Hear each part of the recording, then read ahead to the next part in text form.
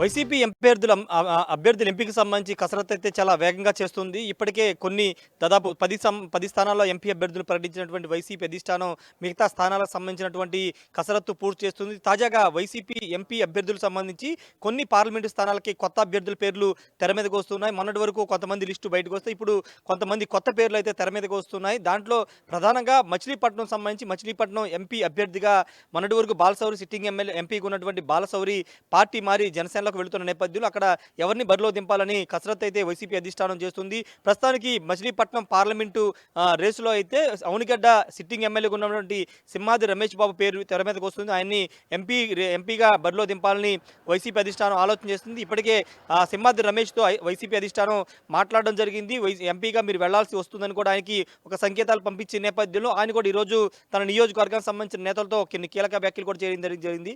జగన్ ఎలాంటి పని ఇచ్చినా ఏ ఆదేశం ఇచ్చినా కానీ ఖచ్చితంగా తాను చేస్తానని కూడా చెప్పారు. అది ఎంపీనా ఎమ్మెల్యే అనే అంశాన్ని పక్కన పెట్టి ఏం చెప్పినా చేస్తానని కూడా ఆయన సిద్ధంగా ఉన్నానని చేసిన వ్యాఖ్యల నేపథ్యంలో బందరు పార్లమెంటుకు సంబంధించి రమేష్ బాబు పేరు సింహాద్రి రమేష్ బాబు దాదాపు ఖరారయ్యే అవకాశం కనబడుతుంది. మరోవైపు నరసాపురానికి సంబంధించి నరసాపురం ఎంపీ రేసులో మొన్నటి వరకు కృష్ణరాజు భార్య శ్యామలాదేవి ఉన్నారని తెలుస్తుంది. ఆమెతో పాటు గోకరాజు గంగరాజు కుమారుడు కనకరాజు పేరు కూడా వీళ్ళిద్దరి పేరు కూడా చాలా బలంగా వినపడింది. తాజాగా నరసాపురం ఎంపీ రేసులోకి శ్వేత వర్మ అని ఒక ఎన్ఆర్ఐ పేరు వినబడుతుంది. ఆమె ప్రస్తుతం గోకరాజు గంగరాజు కుటుంబానికి బంధువుగానే తెలుస్తుంది. ఆమె పేరు కూడా ప్రస్తుతానికి తెర మీదకి వస్తుంది. ఆమె నరసాపురం ఎంపీ బరిలో ఉంటారనే ప్రచారం కూడా నడుస్తుంది. ఈ నేపథ్యంలో అక్కడ ఎవరికి సీట్ ఇస్తారో ఒక స్పష్టత రేపు లేదా ఎల్లుండి వచ్చే అవకాశం కనబడుతుంది. వాటితో పాటు గుంటూరు ఎంపీకి సంబంధించిన ఇక్కడ ఎంపీగా 2019లో టీడీపీ గెలిచింది. గల్లా జయదేవ్ అక్కడ గెలిచారు. వైసీపీ 2019లో మోదుగుల వేణుగోపాల్ రెడ్డి పోటీ చేసి ఓడిపోయిన నేపథ్యంలో మొన్నటి వరకు లావు కృష్ణదేవరాయల్ని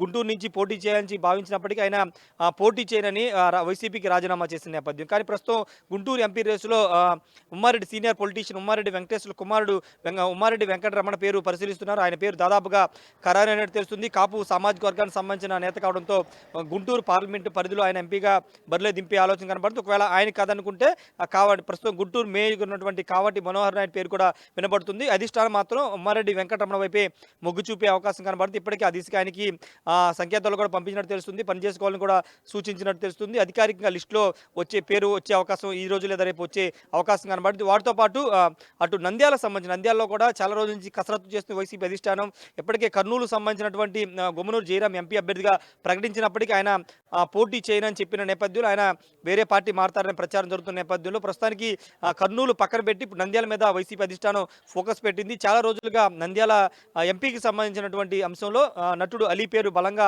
వినబడుతుంది. ఆయన పోటీ చేస్తారని ప్రచారం జరుగుతుంది. అక్కడ మైనారిటీ కమ్యూనిటీకి ఎక్కువగా ప్రాధాన్యత ఉన్న నేపథ్యంలో నటుడు అలీని అక్కడ పంపుతారని తెలుస్తుంది. ఆయన కాకపోతే ప్రస్తుతం కర్నూలు ఎమ్మెల్యేగా ఉన్నటువంటి సిట్టింగ్ ఎమ్మెల్యేగా ఉన్నటువంటి హఫీజ్ ఖాన్ని దింపే ఆలోచన ఉంది. అక్కడ మైనారిటీకే సీట్ ఇవ్వాలని వైసీపీ అధిష్టానం నిర్ణయం తీసుకోవడంతో నటుడు అలీ కానీ లేకపోతే సిట్టింగ్ కర్నూలు ఎమ్మెల్యేగా ఉన్నటువంటి హఫీజ్ ఖాన్ పేరును కూడా పరుస్తుంది. వాటితో పాటు మొన్నటి వరకు వక్ఫ్ బోర్డు చైర్మన్ ఉన్నటువంటి ఖాదర్ బాషా పేరు కూడా వినబడుతుంది. వీళ్ళ ముగ్గురులో ఒకరిని నంద్యాల ఎంపీగా నింపే ఆలోచనలో వైసీపీ అధిష్టానం ఉందని చెప్పాలి. వీటితో పాటు నర్సరాపేట ఇప్పటికే లావు కృష్ణదేవరాయలు అక్కడ సిట్టింగ్ ఎంపీగా ఉన్న ఆయన పార్టీ మారబోతున్న నేపథ్యంలో అక్కడ అనిల్ కుమార్ యాదవ్ పేరు దాదాపుగా ఖరారైంది. ఆయన ప్రస్తుతం నెల్లూరు టౌన్ ఎమ్మెల్యేగా ఉన్న నేపథ్యంలో ఆయన్ని నర్సరాపేట ఎంపీగా బరిలో దింపుతున్నారు. ఇప్పటికే అనిల్ కుమార్ కూడా దీనికి ఓకే చెప్పినట్టుగా తెలుస్తుంది. ఈ పార్లమెంట్ స్థానాలకు సంబంధించినటువంటి కొత్త అభ్యర్థులు అయితే తెర మీద తీసుకొస్తుంది. వీళ్ళకి సంబంధించినటువంటి కసరత్తు ఇప్పటికే పూర్తి చేస్తున్న నేపథ్యంలో ఇప్పటికీ వాళ్ళకి సంకేతాలు కూడా పంపిన నేపథ్యంలో వాళ్ళ త్వరలోనే అంటే రేపు లేదా ఎల్లుండి లిస్టు వస్తుందనే ప్రచారం జరుగుతున్న నేపథ్యంలో ఆ లిస్టులో వాళ్ళ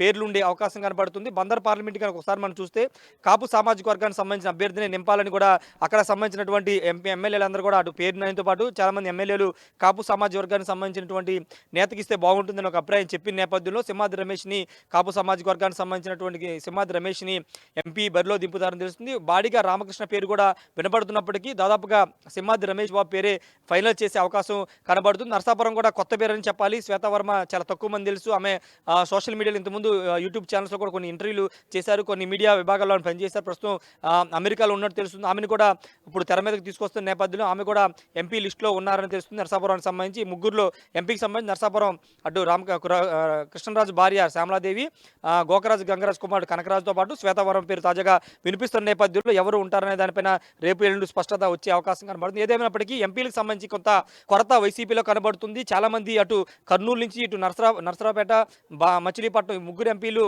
రిజైన్ చేయడంతో కొంత కొత్త అభ్యర్థులు వెతుకులాటలో వైసీపీ ఉందని చెప్పాలి. వైసీపీ అభ్యర్థులకు సంబంధించి కొంత కసరత్తు చాలా ఎక్కువ చేయాల్సి వస్తున్న పరిస్థితి కూడా వైసీపీలో కనబడుతుంది.